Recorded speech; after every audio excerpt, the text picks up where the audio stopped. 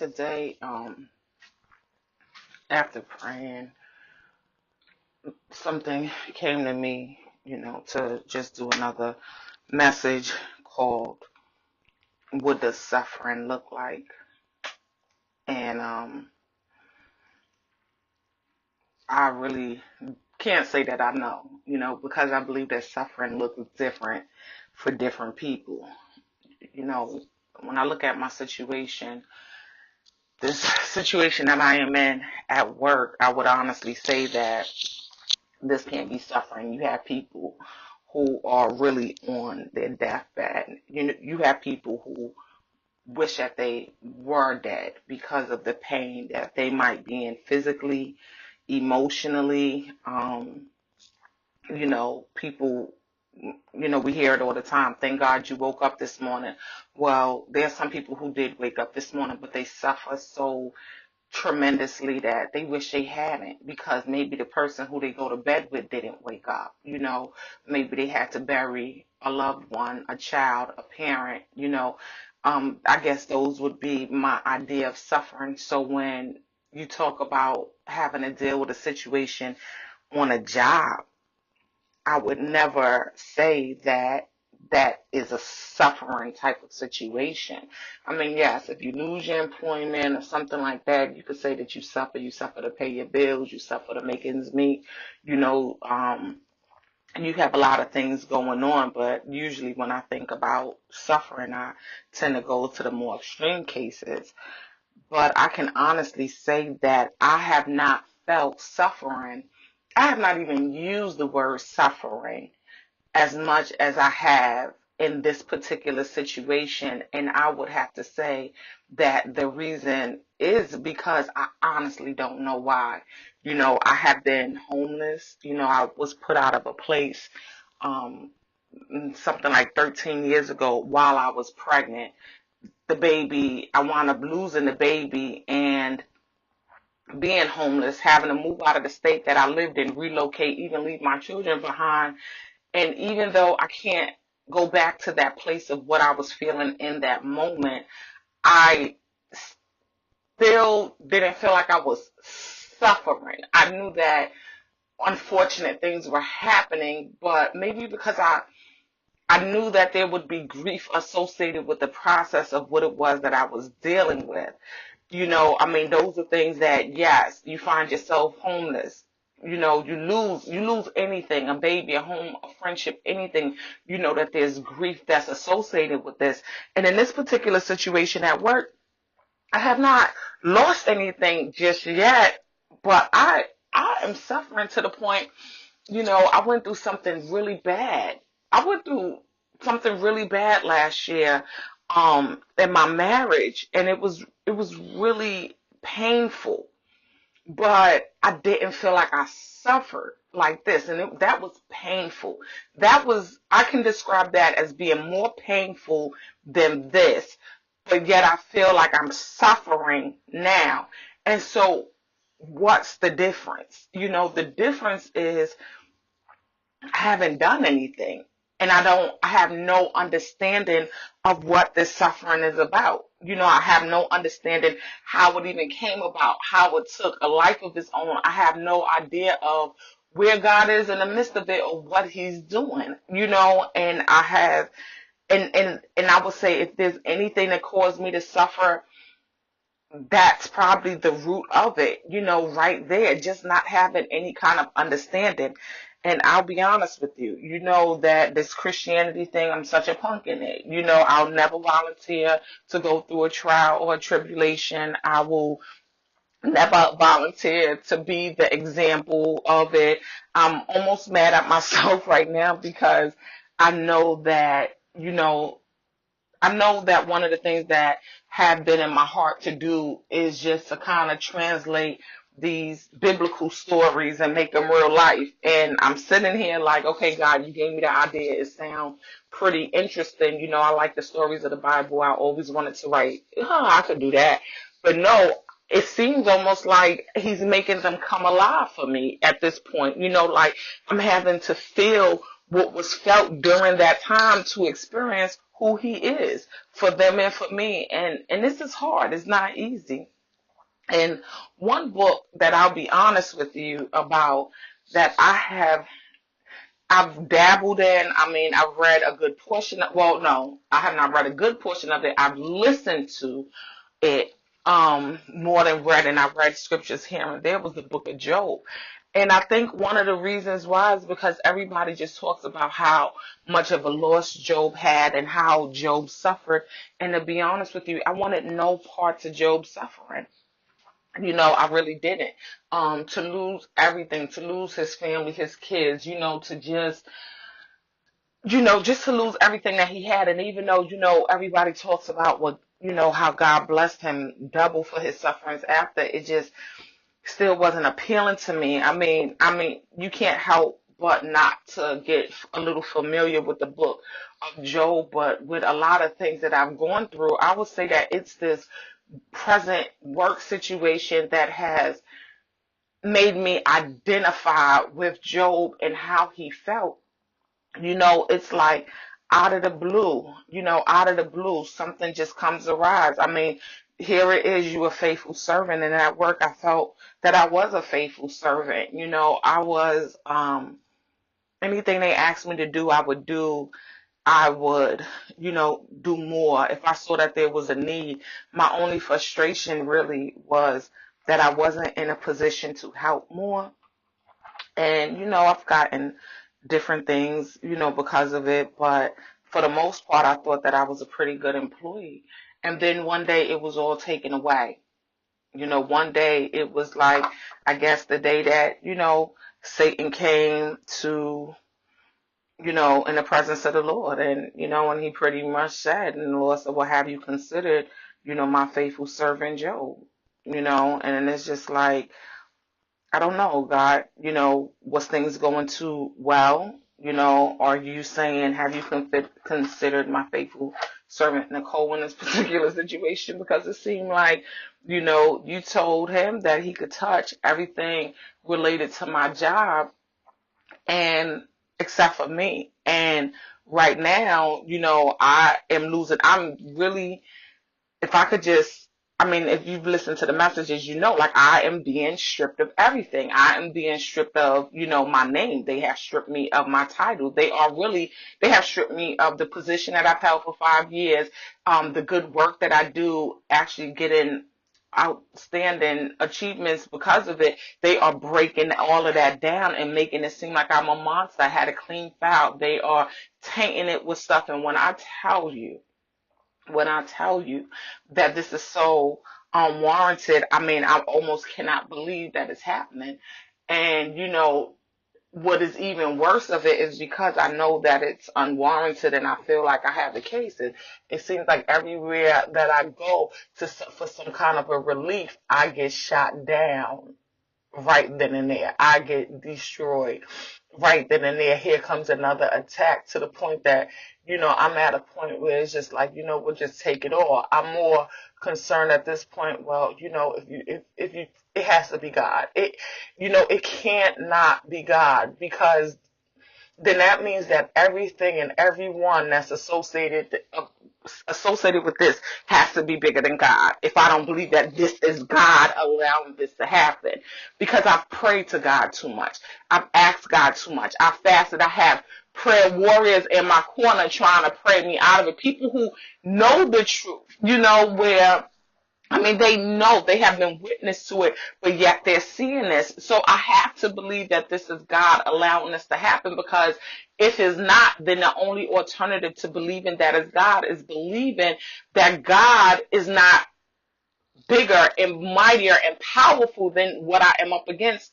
And I can't believe that. So what I believe is that this is God, and for whatever reason, God is allowing this to happen. And I'm still in the process, and with each of the recordings that you've heard, to this point, I'm still in the process, so I cannot tell you the outcome. I'm looking forward to the day that I can tell you the outcome of this, but right now, no, I'm suffering, and I feel like, as of last night, I probably felt like I was suffering the worst. Um, and I had to really get into the book of Job a little bit last night, and it wasn't just about what he lost, but it was just about those feelings that he had. Job is, everybody saying, well, you must have did something, and something must have happened, and he's like, I have done nothing. Like, I have really done nothing. But he felt no relief. And that's the way that I feel. I feel no relief. But I think the thing that brings me the closest to the story of Job is really my friends in this. I have my friends. I have, my spiritual leaders. I have my mother. I have my children. They're watching me go through this, and they're not understanding. I mean, this is like the question of the day. Everybody's sitting, everybody's waiting. People are seeing me suffer. They are seeing me being broken. I mean, when I tell you broken, I mean, I'm at a point that I'm crying. I'm crying in public places, and I'm questioning God, like, why am I at this place? Why am I suffering like this? And it's because I really don't know what's going on. And the thing that kind of like broke me yesterday is, I'm having these people call me, and everybody want to tell me how to fight and, fight like this and do this and get this paper. And, it just reminds me of when my baby died. And I remember, somebody saying, well, you need to get up and you need to do this to start healing.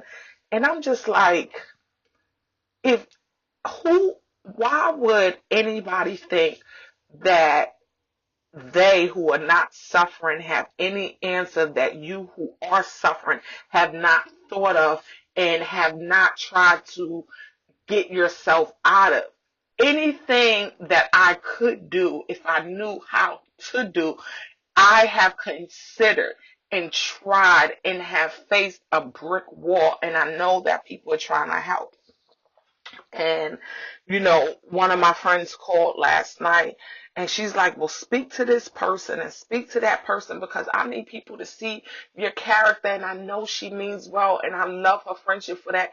But I felt like that was making me suffer more, because once again, it's like now I feel like, I'm not going to curse God, and nobody's asking me to curse God or anything like that. Like Job's wife was doing. Nobody's asking me to curse him, but in a way, by telling me to turn to people, in a way, it's going against that one thing that I know, that they are not bigger than God, that they are not in control, and I am trying to hold on to anything that I can hold on to in this present situation. And I just feel that if I start losing hope in God, then I really lost everything, because I have nothing else. I have nothing else. I'm at a point where this situation has caused me to suffer so much that, my doctor really wants to put me on medication, because of, the stress that I'm under. And I'm like, I can't give it up. This is situational. This is situational. I can't let them take that from me. But to sit here and just see, and I know people are trying to help me. I know that the doctors are trying to help me. I know that people just see me suffering. They see me falling into this depression. And, God knows I'm trying not to, because for me, I feel like God, please don't allow my life to turn and switch just because of a situational incident. And I'm looking for the relief. But everybody, I'm just praying to God for it. And I don't know why God is not relieving me. I don't know why he has me going through this, but it's suffering. And if it's suffering for you, it's suffering for me. And if you see people going through things, understand that it is suffering for them. No matter what it looks like. And this is suffering. This here, even though, like I said, I stayed away from the book of Job, I never thought that it would be a work-related situation that would have me running to the book of Job the way that it has. But this kind of suffering to where you can't talk to nobody no more. People trying to help is making it worse. People, the one thing that you have, you're trying to hold on to, and that's your faith in God. And faith is just believing in the things that you cannot see. And, when you're losing that when you're trying to grasp on and hold on to that. That is suffering, because you know that if you lose it, you really have nothing at all. You have nothing at all. And, I've done a video of women who have gone through different things. And the one thing that I admired the most with these women, that I'm feeling for these documentaries is that, they always say, well, I never lost faith. I never lost faith. And, even me, I'm like, it wasn't like compromised a little bit. And then, no, no, no, I never lost faith. I never lost faith. And to me, them not losing faith and knowing that God is in control made the difference. It made the hardest, most painful situations bearable.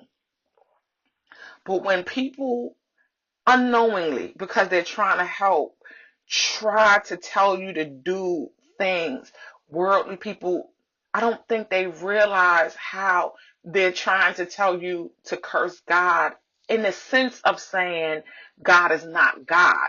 Because I know somebody or something that will help you, because apparently God is not helping you. That is my suffering right now. That more than anything is my suffering. Trying to keep that faith and say, no, I can't. And my friends are my friends, and I believe that Job's friends were called his friends, because they were truly his friends, and no one wants to see you suffering. Your spouse, they don't want to see you suffering. They want to see an end to it. And, people don't necessarily realize what it is that they're doing and what it is that they're saying when they say and when they do it. But I'm here to tell you, if you're that friend in that situation, if you don't know what to say, just believe with the person. Even if you don't believe, just believe that the person believes that God is going to do it. But when we sit here and we try to put others before God, that's all we have when you're in the midst of suffering. Suffering just feels like I'm losing it all. And I'm losing God in it. That is suffering. Because I don't care. It's like one of the most, and trust me, because I have been a person who didn't always acknowledge God, not even a little bit, But even in my unacknowledgement of God, I kind of always knew that He was there. I knew that He had my back. And worst case scenario, I knew because I wasn't praising Him and giving Him the glory, I knew that that was also an option to go back to. So it's like almost not ever losing that faith, and I know that that might have sounded weird, but it made sense to me. But right now, to confess it, to believe it, to hold on to it, and that's all that I have.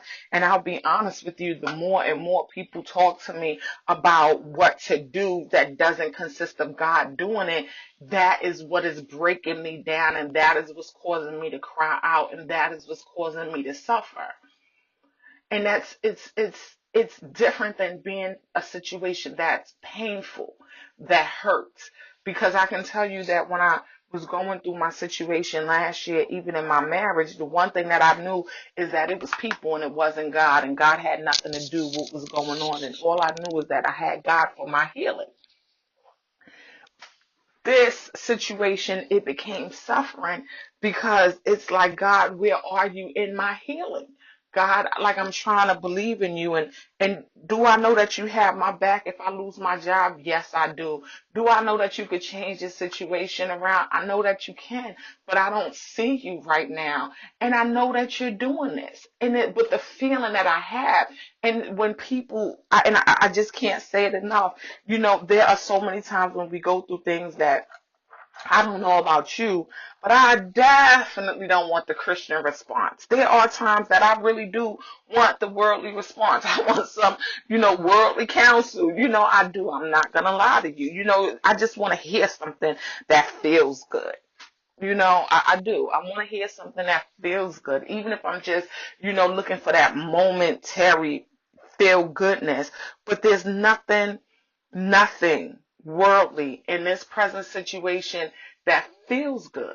Only thing that worldly counsel feels like to me right now is suffering, because all I hear, all is translated to me is that this is bigger than God.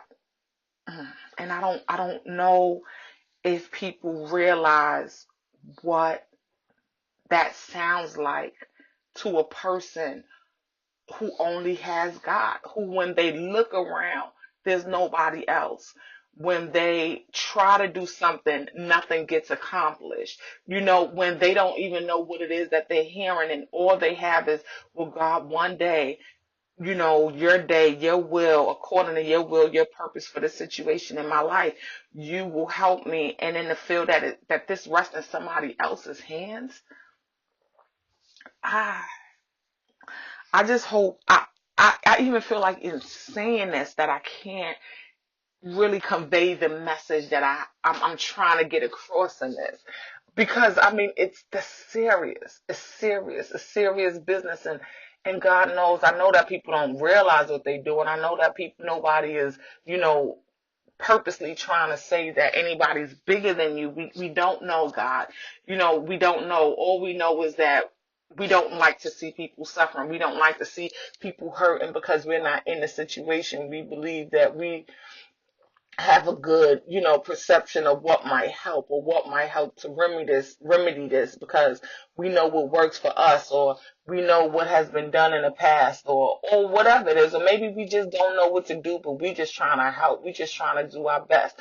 And trust me, I love everybody who is praying for me for that. I love everybody who is there to talk to me for that. I love it all. But in this particular case, just consider this. All I need you to do is just keep the faith with me. I just need you to believe that God is going to deliver me from this. And I'm at a point that I'm not even asking God for anything, because I don't even know what to ask God for at this point. I don't even know what I want. I don't know.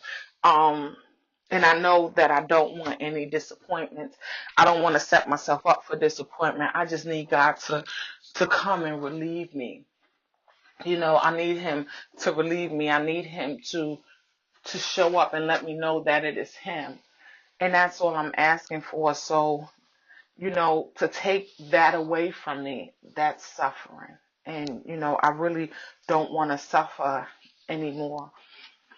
And so, I've gone through in this story, I've gone through the book of Esther, which I still feel that, this situation is so um related to the situation with Mordecai and Haman. I even believe that there's an Esther in the story, and I'm just waiting for Esther of this story to do her part, because sometimes, while we're pushing people to do their part, while we're pushing people to, well, do this, you need to do this, you need to do that, we need to sit and search ourselves and see, is there anything that God wants us to do?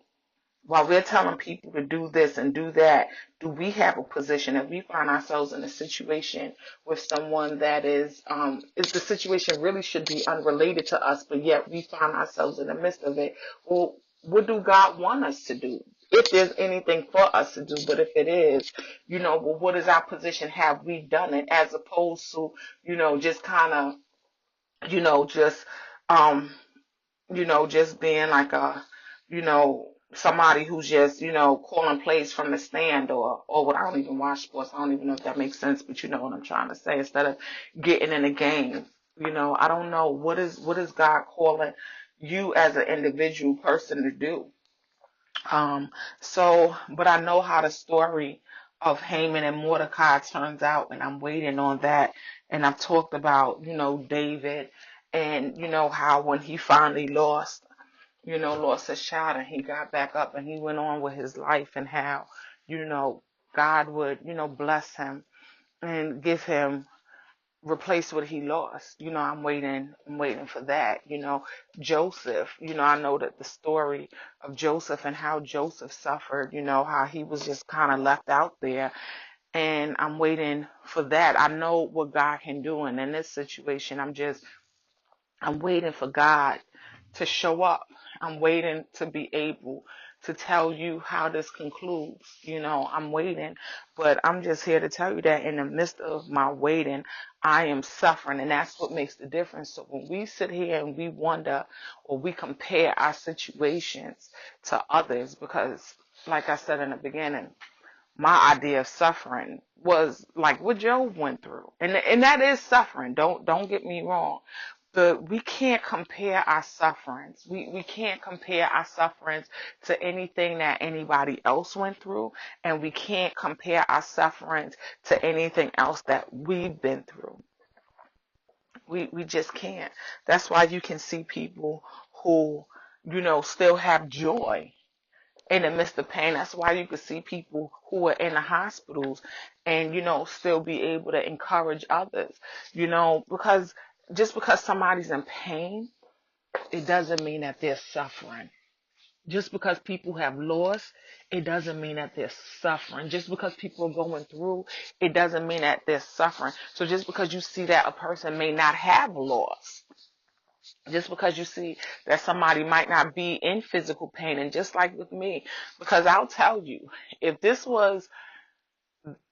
I was on the outside of me looking in and not feeling what I'm feeling, I would be mad at myself. And I have even said it plenty of times.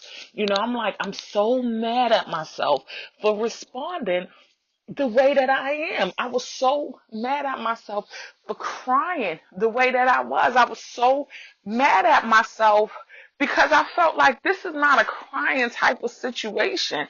This is not any kind of suffering type of situation. Why are you responding like that? There are people going through things 10 times worse than you, and you sitting here acting like this, but I didn't realize, this is because I'm suffering. I'm suffering. I'm sorry that it doesn't look like that to you, but suffering is just not associated with pain. That's not what suffering looks like to everybody. But in this particular situation, suffering is, I'm stripped to nothing. I'm stripped to nothing. I know that there's nothing that I could do. I know that there's nothing that my friends could do. And I'm waiting on God, and I don't even see where God is in any of this, and then to have people who, and I can't say it enough, I'm so thankful for the people that I have in my team. But, I'm so surprised at the way people are telling me to fight this battle. I'm so surprised that people are really unknowingly exalting other people and other things and actions above God. And every time I hear it, it breaks me down. Every time I hear it, it breaks me down.